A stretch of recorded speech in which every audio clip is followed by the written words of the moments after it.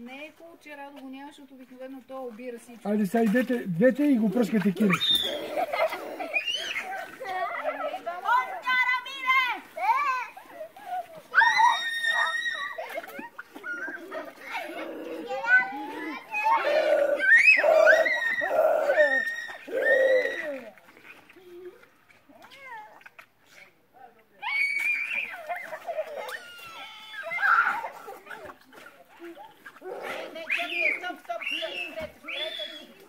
Нищо, нека.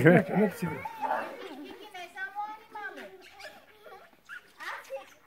Рада и Ани срещу Кики. Ти гледаш ли реслинг, бе? Кое? Реслинг. Не. Не го обичаш? Да, гледал съм го, но не гледам телевизия, няма време. Аз съм много дип. Да.